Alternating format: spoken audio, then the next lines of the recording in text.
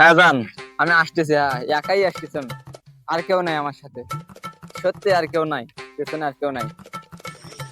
আজকে একটা মুরগি পাইলাম না রে, দেখি দেখি কি অবস্থা। কি রে, এই তো একটা মনে মুরগি আসতেছে, এই মালরে ধরা লাগবে। হ্যাঁ, যে ভাগে ওকে এই ফোনটা আমার খাই দিতিবে, একদম শিওর। আয় শালা আয়, এসছি নাকি? আয়, এক আমার পিছনে দেখো, আর কেউ নাই। তিন। কি আমার ফোন, আমার ফোন, আমার ফোন, ফোন আমার। আমার সাথে সাইকেল আছে, সাইকেল নিয়ে ধরবো রে। আমার সাইকেল,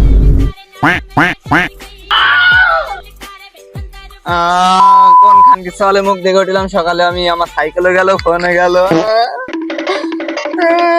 মিউজিক মস্কুড়ের গোশ কিনেছি আজকে। মসির গোশ আর গরুর গোশ আর খাসিটা প্রায় 5 কেজি।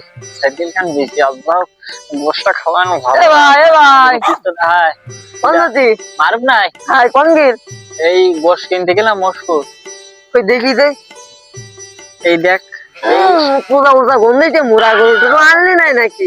বাইনচোদ মোরা গরু সুদাইটি আমার। একটু অরিজিনাল গরু খাসি আর মহিষ। ভাই তা নাই হোক, তুই টাকা কনে পালি, তোর তো শরীর ব্যবসা ছিল, তাও তো নেই।